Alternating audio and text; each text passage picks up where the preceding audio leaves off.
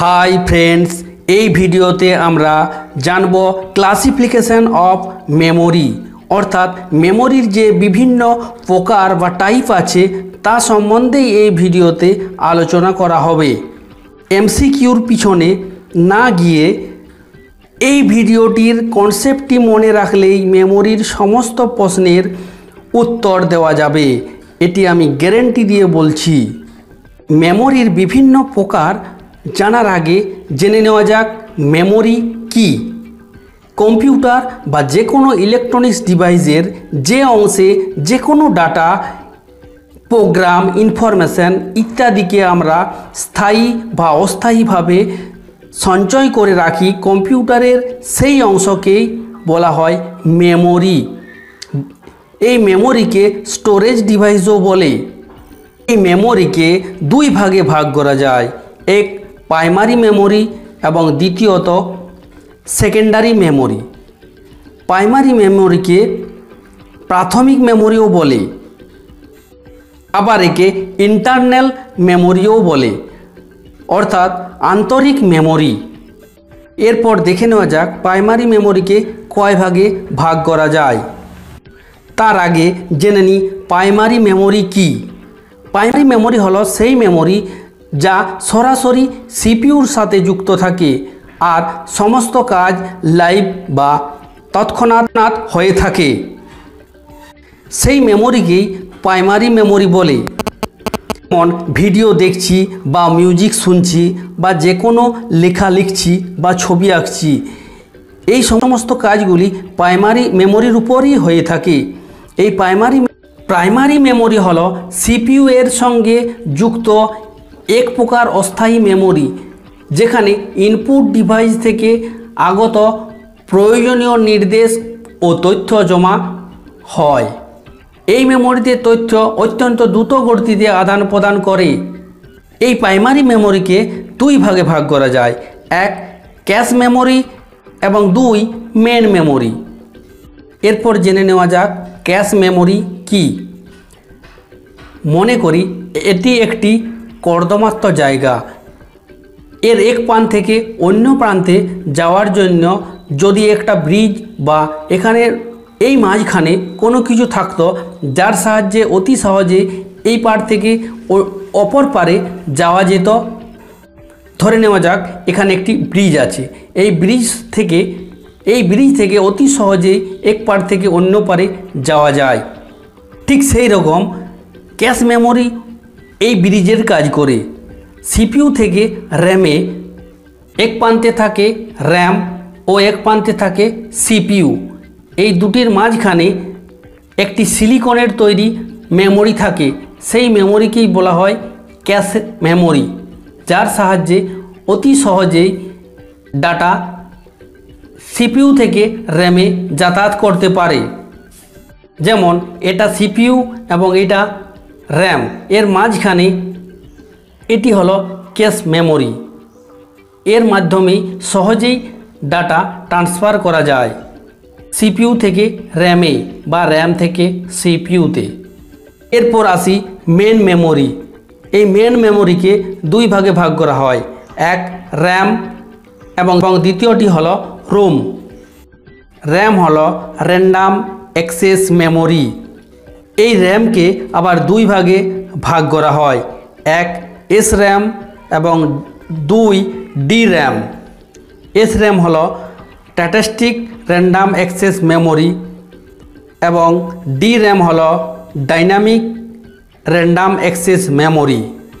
এর ফুল ফর্মগুলি নিচের ডেসক্রিপশনে দেওয়া আছে, প্রয়োজন হলে ডেসক্রিপশন থেকে দেখে নিতে পারেন। এস র্যাম ট্রানজিস্টর প্রযুক্তিতে তৈরি। এখানে ডাইনামিক র্যামের তুলনায় অনেক বেশি ট্রানজিস্টর ব্যবহার করা হয়, তাই এক্ষেত্রে ডাটা ট্রান্সফার করতে খুব কম সময় নেয়। স্ট্যাটিস্টিক র্যামকে রিফ্রেশ করার প্রয়োজন হয় না। এস র্যামের দামও খুব বেশি ডি র্যামের তুলনায়। এস র্যাম খুব দ্রুত ডাটাকে অ্যাক্সেস করতে পারে, এর জন্য একে রিফ্রেশ করার কোনো প্রয়োজন হয় না। অন্যদিকে ডি র্যাম ক্যাপাসিটার প্রযুক্তিতে তৈরি। ডিরেমে কাজের গতি খুব কম এবং একে রিফ্রেশ করার প্রয়োজন হয়। এরপর আসি রম, রিড অনলি মেমোরি। রম একটি অর্থপরিবাহী মেমোরি। এর তথ্য সঞ্চয় করে রাখার ক্ষমতা স্থায়ীভাবে থাকে, অর্থাৎ বিদ্যুৎ সংযোগ বিচ্ছিন্ন হলেও এর তথ্য সঞ্চিত থাকে বা মুছে যায় না। রমকে 4 ভাগে ভাগ করা যায়। 1 PROM, 2 EPROM, 3 EEPROM, 4 UV PROM. PROM programmable read only memory. EPROM erasable programmable read only memory. পি রমের ক্ষেত্রে প্রোগ্রামটি কখনোই আর মুছে ফেলা যায় না, যেটি একবার করে দেওয়া হয় সেটিই থেকে যায়। তো ইপি রমের ক্ষেত্রে একে ইরেজেবল করা যায়, অর্থাৎ প্রোগ্রামটিকে পুছে নতুন কোনো প্রোগ্রাম দেওয়া যেতে পারে। और EEPROM electronics erasable programmable read only memory. এর থেকে বোঝাই যাচ্ছে যে ইলেকট্রিকভাবে এর প্রোগ্রামগুলিকে মুছে ফেলা যায়। লাস্টে আসে ইউভিপি রম, অর্থাৎ ultraviolet programmable read only memory. এক্ষেত্রে আল্ট্রাভায়োলেট রের মাধ্যমে প্রোগ্রামগুলিকে মুছে ফেলা যায়। এরপর আলোচনা করা যাক সেকেন্ডারি মেমোরি নিয়ে। সেকেন্ডারি মেমোরিকে এক্সটার্নাল মেমোরি বা বাহারি মেমোরি বা প্রাথমিক মেমোরি বলে। যে মেমোরির মূল উদ্দেশ্য বিপুল পরিমাণে তথ্য সঞ্চয় রাখা। এই সেকেন্ডারি মেমোরিতে বিদ্যুৎ সংযোগ বিচ্ছিন্ন হলেও তথ্য বা ইনফরমেশনগুলি অবিকৃতভাবে ধরে রাখে। এই সেকেন্ডারি মেমোরি থেকে খুব সহজেই ডেটা প্রাইমারি মেমোরিতে তথ্য আদান প্রদান করে। একটা জিনিস ভালো করে বোঝা দরকার, তা হলো প্রাইমারি মেমোরি ডাইরেক্টলি প্রসেসরের সাথে যুক্ত থাকে, আর সেকেন্ডারি মেমোরি ডাইরেক্টলি প্রাইমারি মেমোরির সাথে যুক্ত থাকে। এই সেকেন্ডারি মেমোরিকে সাধারণত 3 ভাগে ভাগ করা হয়। 1 ম্যাগনেটিক, 2 অপটিক্যাল এবং ফ্ল্যাশ। ম্যাগনেটিক আবার 2 রকমের হয়, এক এইচডিডি এবং এফডিডি। এইচডিডি হলো হার্ড ডিস্ক ড্রাইভ এবং এফডিডি হলো ফ্লপি ডিস্ক ড্রাইভ। এছাড়াও আগে ব্যবহার করা হতো ম্যাগনেটিক টেপ, যেগুলি সাধারণত আমরা ক্যাসেটে দেখে থাকি। এরপর আসে অপটিক্যাল মেমোরি। এই অপটিক্যাল মেমোরিকে 4 ভাগে ভাগ করা হয়।